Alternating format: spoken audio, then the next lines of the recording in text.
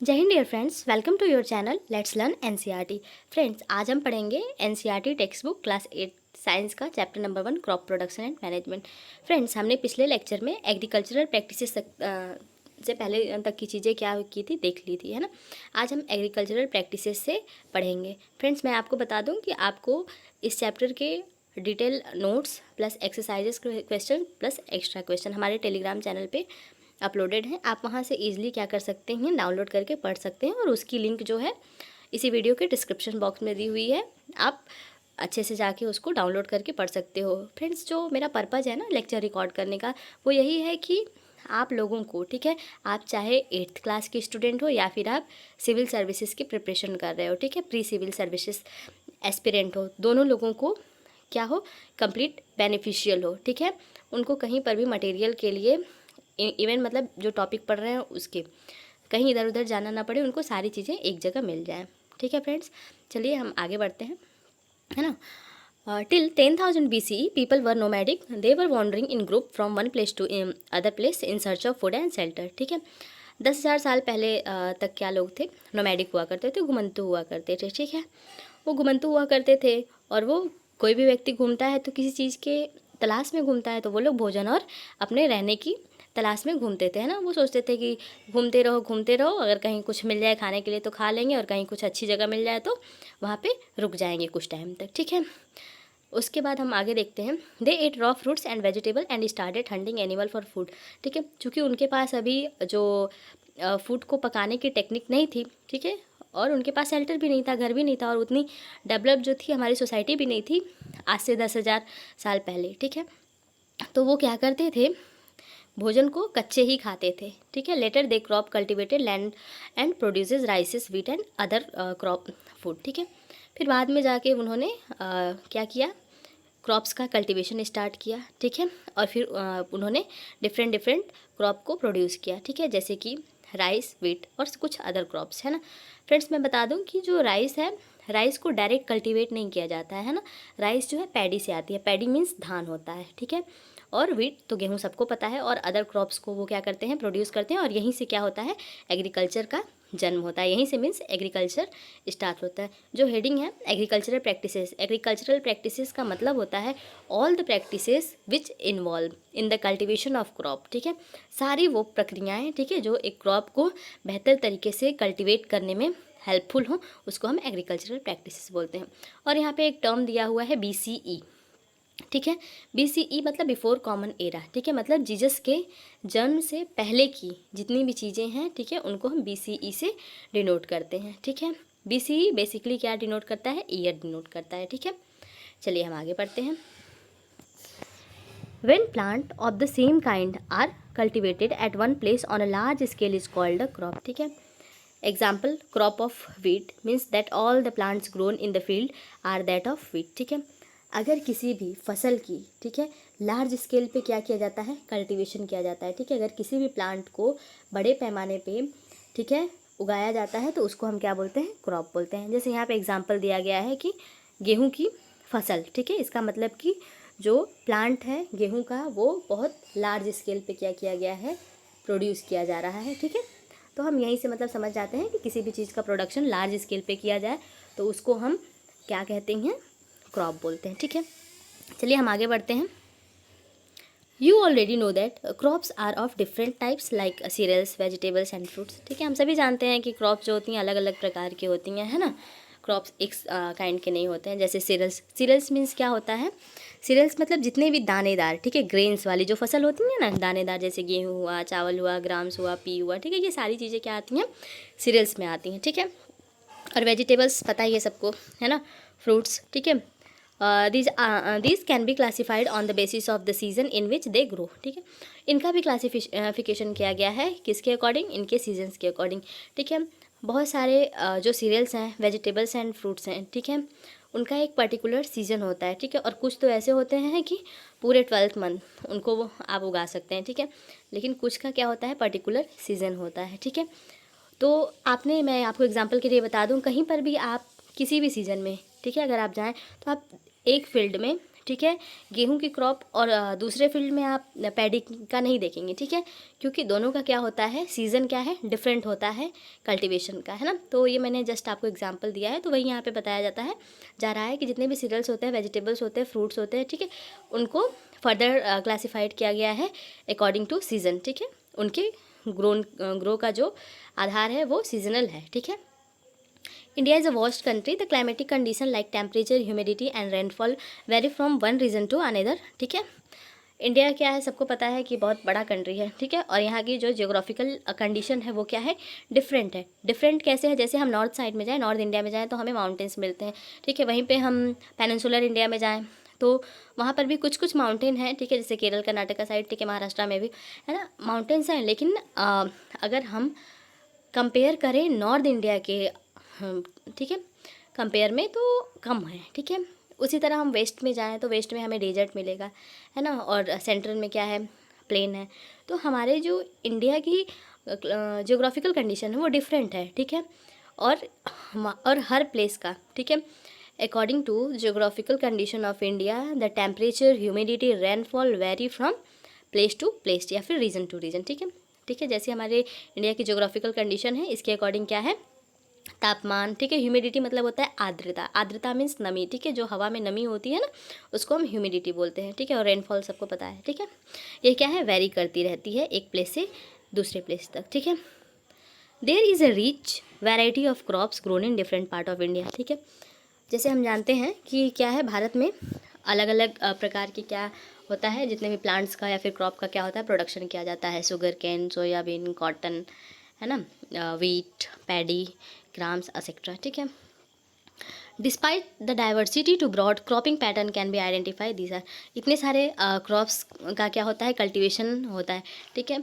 तो इतने सारे क्रॉप्स को देखने के बाद, ठीक है, इनको अच्छे से ऑब्जर्व करने के बाद हमने ये ऑब्जर्व किया कि भारत में 2 क्रॉपिंग पैटर्न को फॉलो किया जाता है, ठीक है। वो 2 क्रॉपिंग पैटर्न कौन है, वो हैं खरीफ क्रॉप्स और राबी क्रॉप्स, ठीक है। बेसिकली खरीफ और राबी को किस चीज़ से क्लासीफाइड किया है, on the basis of season, ठीक है, सीज़न के अकॉर्डिंग, ठीक है। पहले हम पढ़ेंगे खरीफ क्रॉप, ठीक है, खरीफ क्रॉप क्या होता है, ठीक है। The crop which are shown in the rainy season और कॉल्ड खरीफ क्रॉप्स, ठीक है।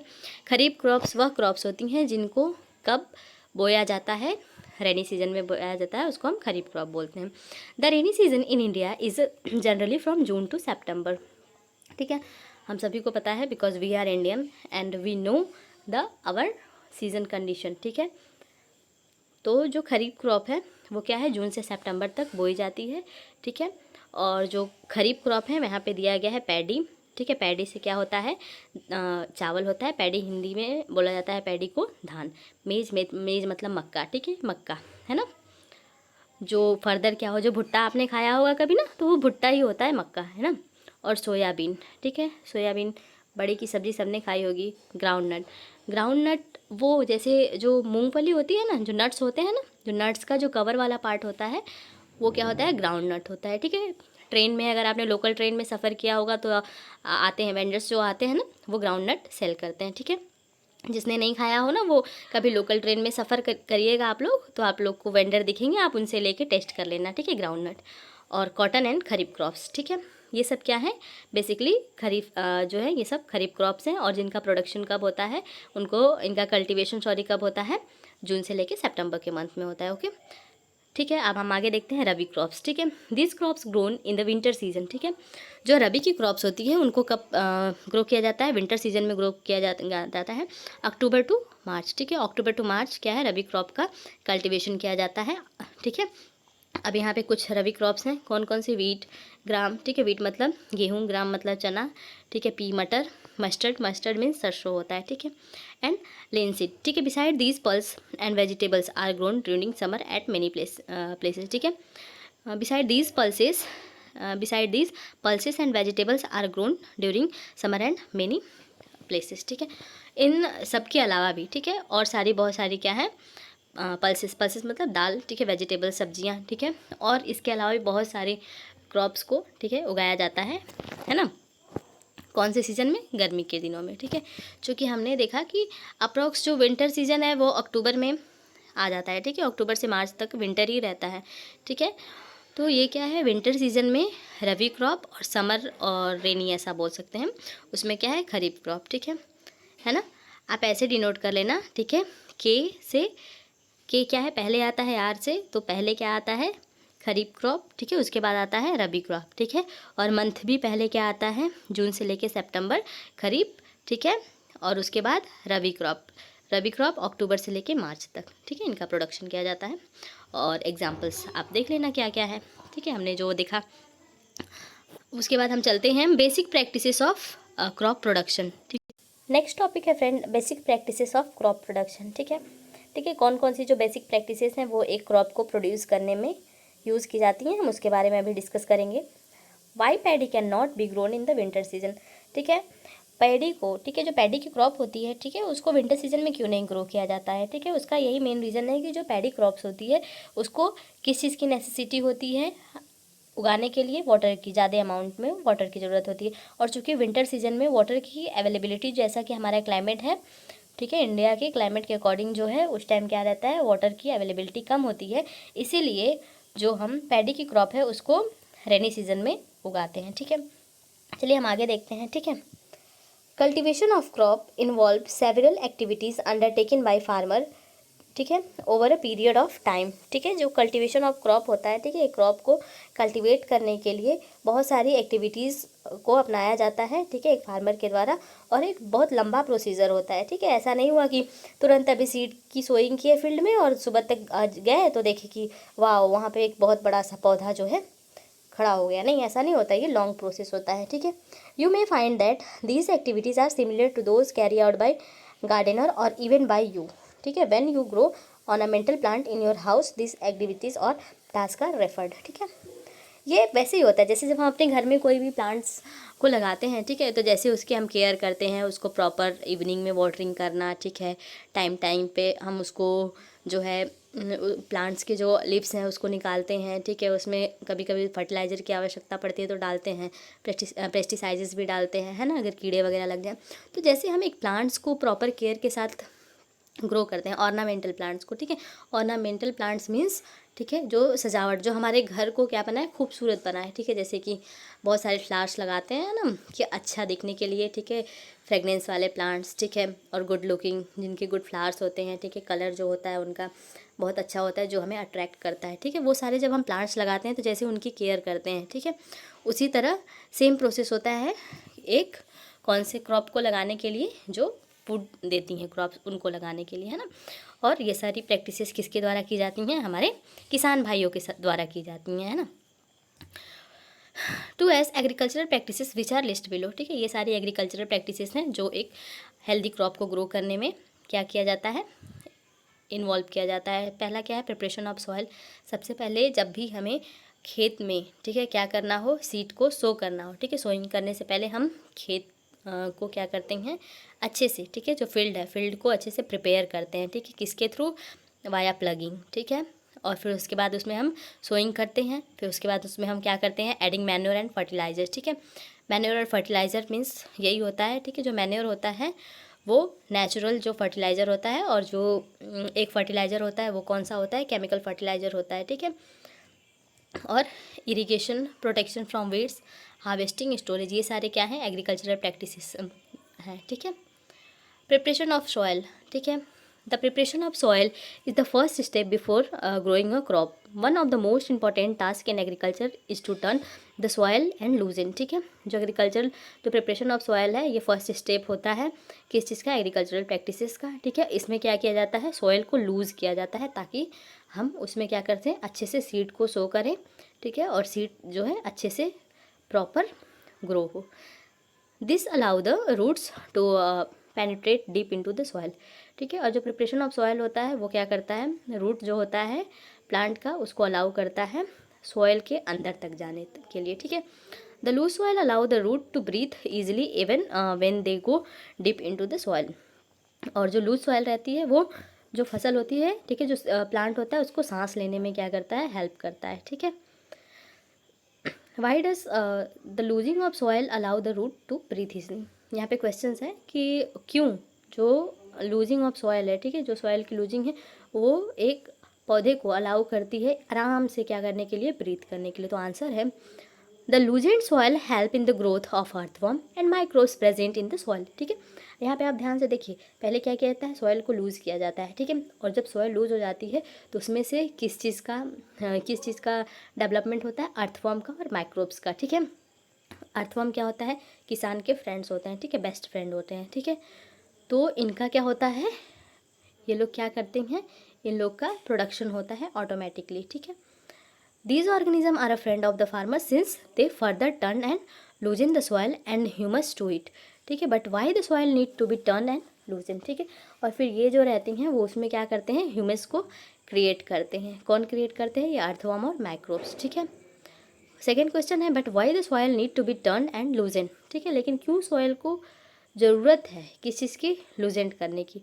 ठीक है, तो you have learn in the previous classes that soil contains minerals, water, air and some living organism. ठीक है, हमने प्रीवियस क्लासेस में पढ़ चुके हैं। ठीक है, आप सब क्लास 6 में पढ़ के आए होंगे कि सॉइल के अंदर क्या क्या होता है, मिनरल्स होते हैं। ठीक है, वाटर्स होते हैं। ठीक है, एयर होते हैं और कुछ लिविंग ऑर्गेनिज्म होते हैं। ठीक है, in addition dead plants and animal get decompose by soil organism. ठीक है, और जो डेड प्लांट्स होते हैं और एनिमल्स होते हैं वो डिकम्पोज हो जाते हैं। ठीक है, किसके द्वारा, बाय सॉइल के द्वारा। ठीक है, in this way various nutrients in the dead organism are release back into the soil. और यही कारण है कि जो डेड ऑर्गेनिज्म हैं उनसे सॉइल में बहुत सारे जो न्यूट्रिएंट्स हैं वो जाते हैं। ठीक है, these nutrients are again absorb by plant, और फिर वही जो न्यूट्रिएंट्स हैं वो प्लांट के द्वारा ऑब्जर्व कर लिए जाते हैं। जो फर्स्ट क्वेश्चन था वो सॉइल को क्यों लूज़ किया जाता है, और सेकेंड क्वेश्चन था कि आखिर सॉइल में कहाँ से आते हैं न्यूट्रिएंट्स। तो न्यूट्रिएंट्स यहीं से आते हैं, जो प्लांट्स फर्दर जो है पहले क्या हो गए होते हैं, प्लांट्स और एनिमल सॉइल के अंदर डिकम्पोज हो गए होते हैं, वही प्लांट्स को वही डिकम्पोजिशन ऑफ जो न्यूट्रिएंट्स हुआ रहता है सॉइल के द्वारा, उन्हीं को रीऑब्जर्व कर लिया जाता है प्लांट्स के द्वारा। ठीक है, since only a few centimeter of the top layer of soil support plants growth, turning and losing of soil bring the nutrients rich soil on the top so that the plants cannot use these nutrients thus।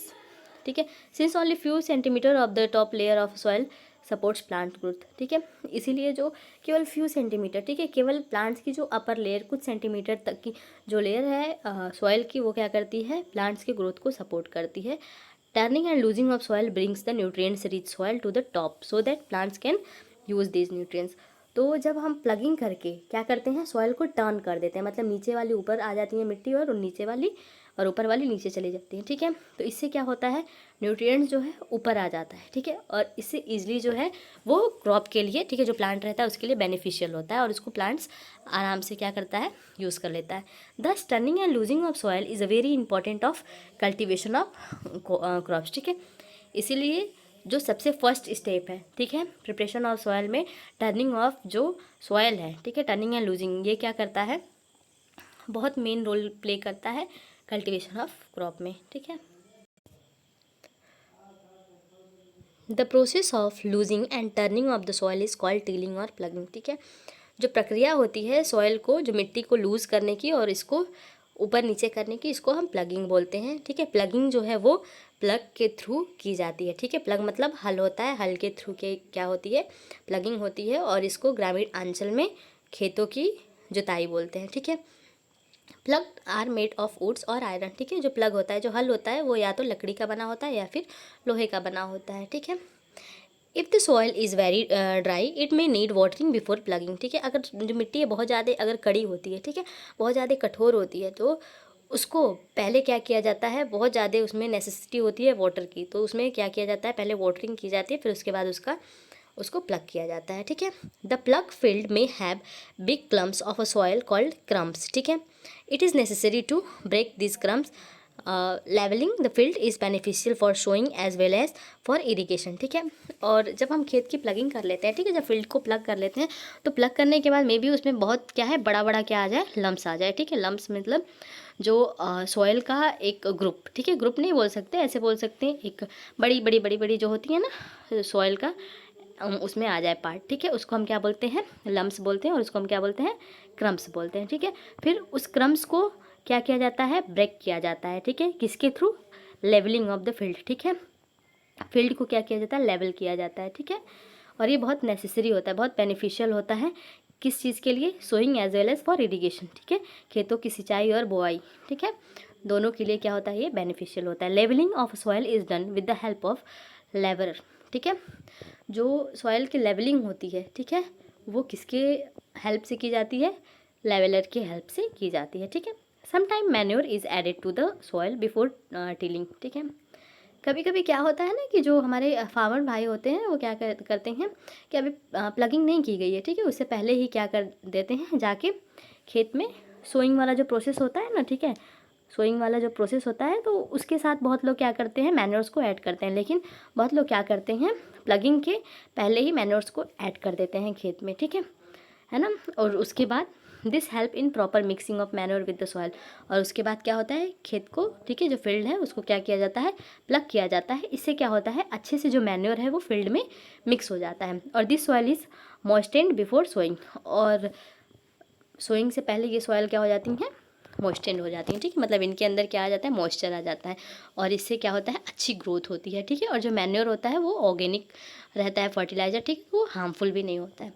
Okay friends, इसके आगे से हम agricultural implements topic को next part में देखेंगे। अगर आपको content beneficial लगे, ठीक है, तो प्लीज़ आप चैनल को जो है सब्सक्राइब, शेयर, लाइक कर दें। ओके फ्रेंड्स, मिलते हैं वीडियो के नेक्स्ट पार्ट में, ठीक है। थैंक यू, ठीक है, हैव अ गुड डे।